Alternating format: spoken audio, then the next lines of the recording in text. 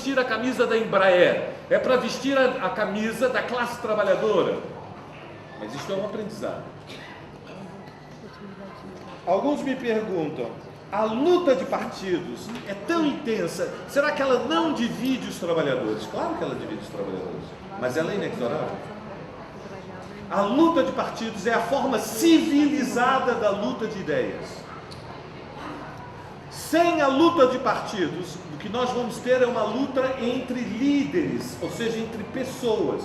Nós vamos ter uma subjetivização da representação a tal grau que a classe vai ter que procurar a grande liderança, a liderança messiânica. Qual é a diferença entre a liderança messiânica e o partido? É que o partido é um sujeito social coletivo. É uma forma dos grandes líderes, dos pequenos líderes, se organizarem e se controlarem uns aos outros. E como sujeito coletivo é uma forma superior, mais complexa, mais adulta, mais civilizada que o líder individual. O líder individual ele não tem compromisso com o programa, ele tem um compromisso com a sua carreira. O partido, ele tem um programa e ele é um coletivo de líderes que se controlam, melhor ou pior, mas tentam se controlar coletivamente. Então a luta de partidos, ela é inexorável na sociedade contemporânea, e não estou falando da luta dos partidos proletários contra os burgueses, estou falando da luta dos partidos de esquerda uns contra os outros. É dessa luta que eu estou falando, ela é inexorável, porque a classe trabalhadora é heterogênea, há setores massivos hoje da classe trabalhadora que apoiam a regulação social do capitalismo e apoiam o projeto de desenvolvimento nacional associado ao capital internacional, porque tem confiança de que através da reforma do capitalismo a sua vida vai melhorar e tem medo de um confronto com a burguesia. Por isso apoia os líderes, os partidos, que dizem nós vamos pouco a pouco sem confronto com os capitalistas. A maioria dos trabalhadores hoje no Brasil pensa assim. Há outros que são minoritários, que não têm o apoio da maioria dos trabalhadores. A maioria dos trabalhadores são a favor de reformas que acham que não há nenhum futuro para os trabalhadores reformando o capitalismo, que é preciso ir além do capitalismo. São minoritários, são setores que não têm medo do confronto, querem o confronto, querem o conflito, querem a luta de classe. A luta entre os partidos que querem o confronto, nós chamaríamos extremistas, radicais, revolucionários, e os partidos que querem as reformas, que nós chamaríamos de moderados, ela não pode ser proibida, ela vai ocorrer em todo organismo de frente única. O drama não é este. Qual é o drama? O drama é que manter os organismos de frente única é muito difícil, porque a intensidade da luta dos partidos pode ser tão grande que rompe os organismos de frente única. Vejam, em 83 a CUT-SOF foi fundada sobre a base de uma cisão. A Central Única foi fundada com uma cisão, porque na época os dois partidos de esquerda majoritários no Brasil, na esquerda, mas na sociedade eram minoritários, mas na esquerda eram a maioria, que era o PC e o PCdoB, sobretudo o PCB, que são mais responsabilidades, não quiseram romper com a estrutura sindical, que era a herança do varguismo que tinha sobrevivido, e pior, uma parte não era a herança do varguismo, eram os interventores da ditadura militar, que não tinham nada a ver com os varguistas, eram os caras que foram colocados pela ditadura para substituir os varguistas, que já eram moderados, mas não eram de plena confiança dos militares. Compreendem? Então, naquele momento, depois dos dois conclaves, se rompeu, porque a decisão era fundar a central sindical. E sabem por que rompeu? Porque a Pelegada obedeceu às ordens do governo militar, e o governo militar dizia era proibido ter central sindical no Brasil, era ilegal montar a central sindical. E sabem por que era proibido ter a central sindical? Porque os militares tinham medo que a ditadura acabasse com uma greve geral. Ninguém sabia como ia terminar a ditadura. Havia a possibilidade, era uma hipótese na mesa da história, não se confirmou, mas a hipótese existiu, de que a ditadura fosse derrotada por uma greve geral, e eles não dormiam com medo que aquilo que aconteceu na Vila Euclides acontecesse a escala nacional. Então era vital reprimir o ABC, abortar a experiência do ABC, impedir a generalização do ABC. Então havia duas tendências no movimento sindical. Uma que dizia generalizar o ABC em todo o país. e a outra que dizia manter a estrutura sindical tal como ela é. Se explodisse o ABC à escala nacional, todo o aparato varguista que vivia do imposto sindical teria sido dizimado, aniquilado. Não foi. Ele aguentou a transição gradual, como as Forças Armadas. Mas vocês não se enganem, há milhares de pequenos sindicatos, e às vezes não são tão pequenos, por exemplo, comerciários, setores como eletricidade, que são controlados pelos herdeiros dos herdeiros dos herdeiros da burocracia varguista, que se perpetuaram depois de 25 anos encerrada a ditadura militar. Então observem, estou citando isso porque a frente única pode ser rompida, e em alguns momentos tem que ser rompida. Nos sindicatos de base não se rompeu, mas a escala de federações e de centrais sindicais se rompeu. E é por isso que se rompeu a CUT. Se rompeu a CUT e não os sindicatos de base. Se rompeu a CUT porque a CUT se transformou num braço auxiliar do Ministério do Trabalho e não tem nenhum pudor em esconder esta relação. A tal ponto que o Lula convidou o presidente da CUT para ser ministro do Trabalho e ele disse, sim senhor, aceito. E saiu alegremente da presidência da Central e virou ministro do Trabalho. E no dia seguinte não é que havia alguém escandalizado na sede da CUT lá no Brasil. Não, estavam todos felizes, comemorando, abrindo garrafas de champanhe. Não tinham vergonha nenhuma, achavam uma coisa mais natural do mundo. Então, o que eu quero vos alertar, naquele momento, por que o PCdoB e o PC não vieram e romperam com a Pelegada? Porque eram minoria. Se a Pelegada viessem, era metade do movimento sindical, talvez fosse uma ligeira maioria. Era difícil contar, não sei se sabem, nos 2 conclaves prévios à fundação da CUT, não se conseguiu contar. Não. Lembra-se, Regina? Bia lembra? Não se conseguia contar porque a hora da medição de forças ia decidir quem era a maioria e a minoria. E como eles tinham medo que o bloco que veio a construir a CUT pudesse ser a maioria, que era duvidoso, eles alertaram, mas havia essa possibilidade, eles não aceitaram a votação porque eles nunca aceitariam, e eu quero frisar agora esta ideia, nunca aceitariam a frente única em condições de minoria. Eles só aceitariam a frente única se fosse sobre a base do abraço de urso. Conhecem a imagem do abraço de urso? O urso, antes de destruir a sua vítima, ele se levanta, ri e abre os braços. Muito bem. Qual é o drama da reorganização? O drama da reorganização que nós estamos vivendo é que naquelas circunstâncias foi possível a frente única, porque o que era a estrutura de sindicatos que vinha para a construção da CUT tinha uma maioria muito grande, clara.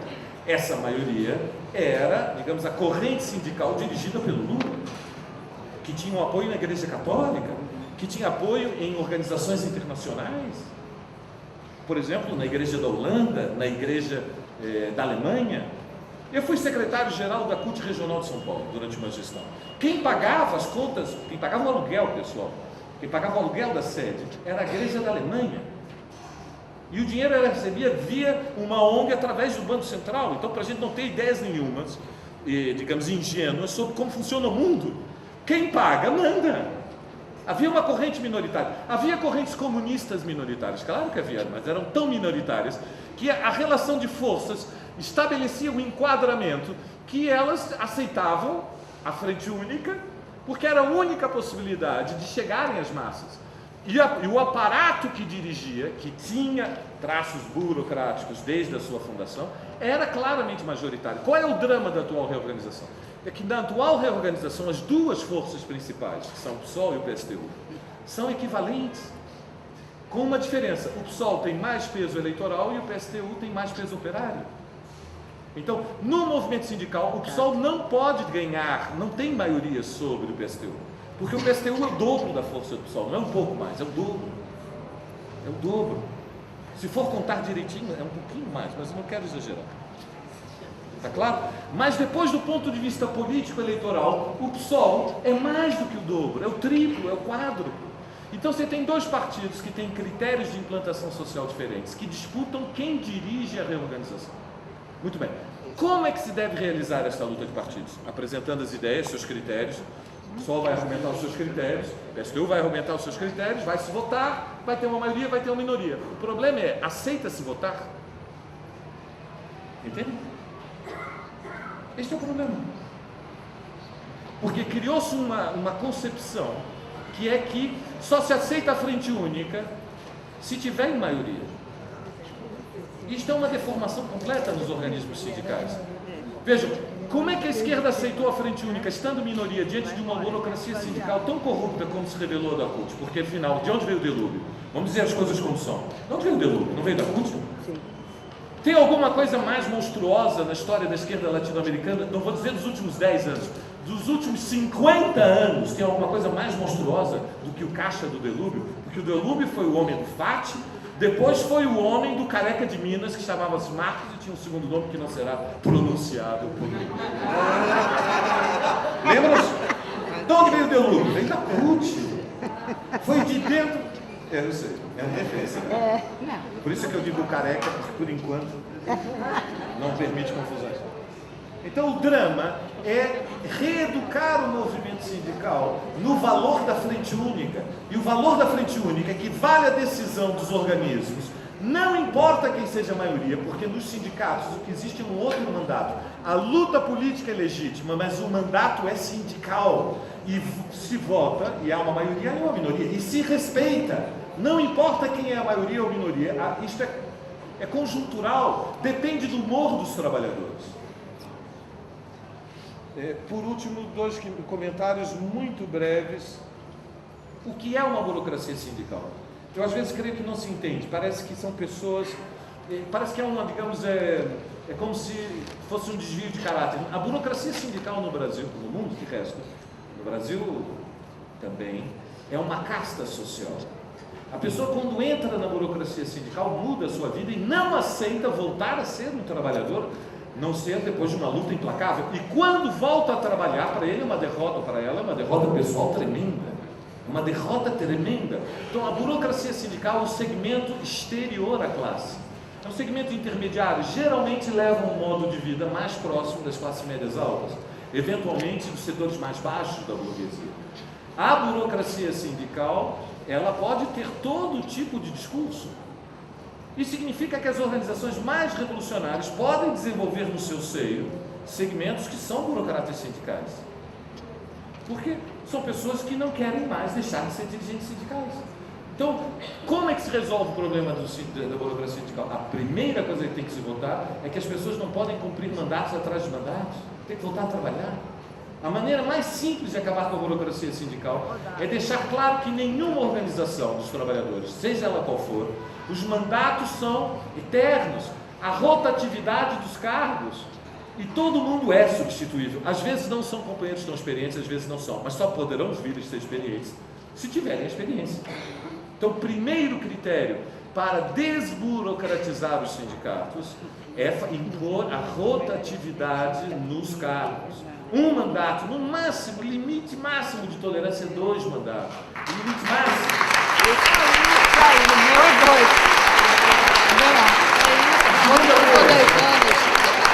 Parece simples. Isso não é simples. Vocês verão como no frigir dos ovos as pessoas, infelizmente, é assim, a cabeça acompanha o chão que os pés pisam. As pessoas criam hábitos e não querem largar as organizações porque tem vantagens materiais, tem vantagens de prestígio. E não pensemos que a maioria dos seres humanos são, digamos, tem uma disponibilidade para serem despojados. A maioria dos seres humanos não são despojados.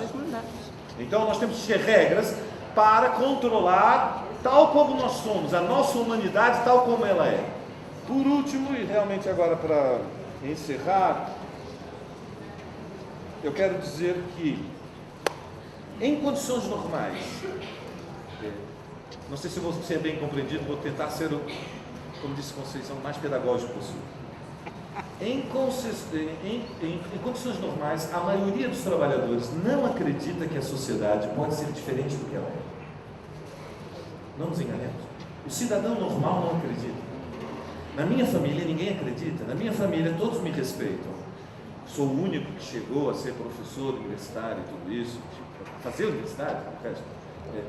Mas todos acham que sou a pessoa mais culta, tenho muito orgulho, publicou uns livros e tal, fala vários idiomas, mas todos eles acham, mas é um sonhador.